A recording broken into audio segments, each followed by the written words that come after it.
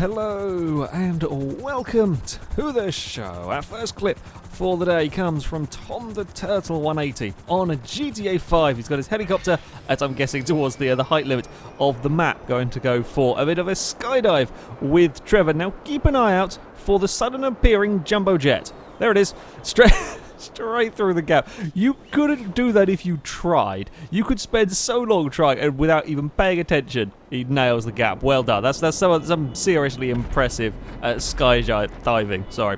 Jamdar Hastings again on GTA 5 with some more skydiving. One of the setup missions for a heist somewhere is going for a landing on the Hydra, and sure enough, he sticks it. It's a very impressive landing.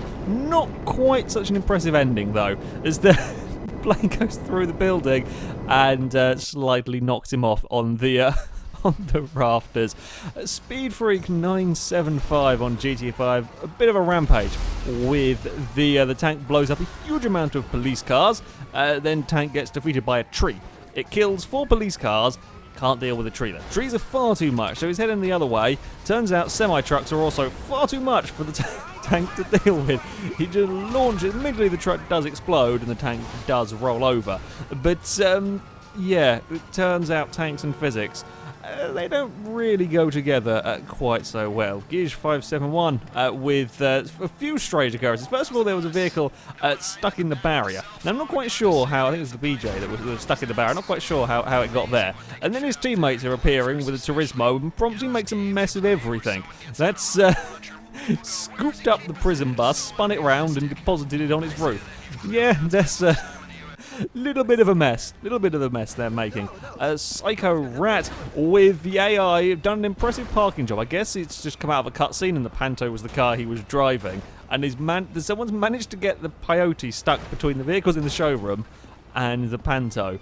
And you're not going to get that out of there. Well, I mean, you might if you were competent, but nope, he is well and truly stuck.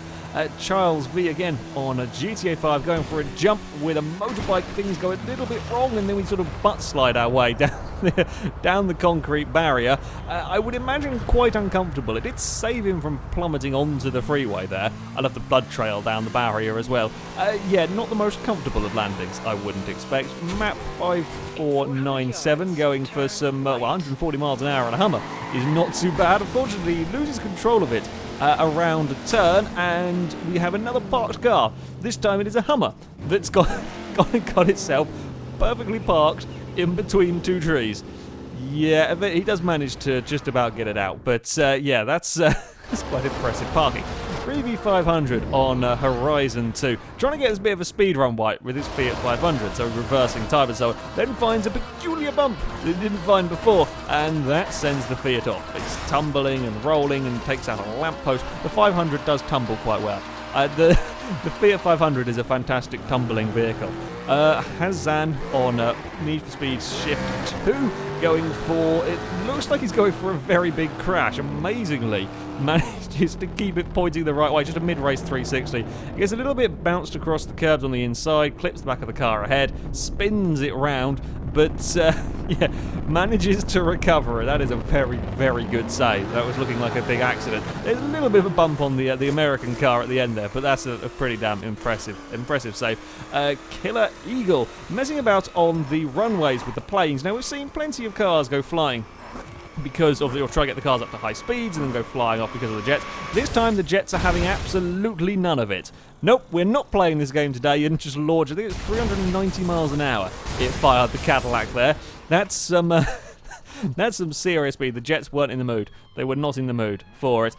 Casco Kid on the crew with a, shall we say, distinctive? It was a toss-up between distinctive and garish coloured Fiat 500. Second time the Fiat's appeared in this episode. Is messing around with the police cars. Now, lots of people will often say, oh, American cars can't turn corners. Well, the crew's police are not really helping with this car stereotype. Their dodges have apparently completely and utterly forgotten how to take, well, any form of cornering. So one's gotten sawed off. The other one has eventually managed to make his way up to the Fiat. I mean, these are not the tightest of corners that you can imagine either. Yeah, sure, it's a decent driving road, but they're gone. They can't deal with it at all. I don't know how on earth these policemen got driving licenses. I can't decide also if these are worse than the GTA 5 police or not. It's a really tough decision of which are the worst. There, we're up in the trees again. We just get... He's taken off half his health, bumping into the tree, and the other one's gone soaring off into there as well. I mean, this Fiat could be long gone if it wasn't quite amusing, watching the police do derpy things. Right, so see if we can get around this next. Look, it's just slightly... Oh, the cop car actually managed to do a small bump there. Now that both of them are following... They made it around the ever so slightly sort of curve there, but then it's a bit tighter corner. No, that's too much. He's gone soaring well and truly off and completely breaks his car. Yeah, the cruise police were not having a particularly good day. LA Blues Boy on iRacing. It's never a good idea to have your steering wheel malfunction turn off when you're going around a corner. Unfortunately, it turns out the wolves at Zolder like to eat cars. I have no idea what's going on with them, but they got very unhappy with the Kia. And finally, Marty the Gamer on Euro Truck Simulator 2 on the multiplayer. We see someone is being a bit of a fool with trying to take too much speed on the inside, clatters a truck that rolls that one over the barrier. That collects another truck. One we're riding on board with slams the brakes on. Amazingly, he gets it stopped. There's a blue truck tumbling away in the distance, and there's a truck now stuck on the barrier. Well stopped to avoid that chaos. But yeah, turns out Euro Truck Simulator can be really rather dangerous. Anyway, that is it for this episode, guys. If you have clips you would like to submit to this series, you can via our forums. There will be a link in the description. At the very top, there is a FailRace clip submission section, and all the rules and how to submit clips can be found in there. But that is it from me. Thank you very much for watching, and until next time, goodbye.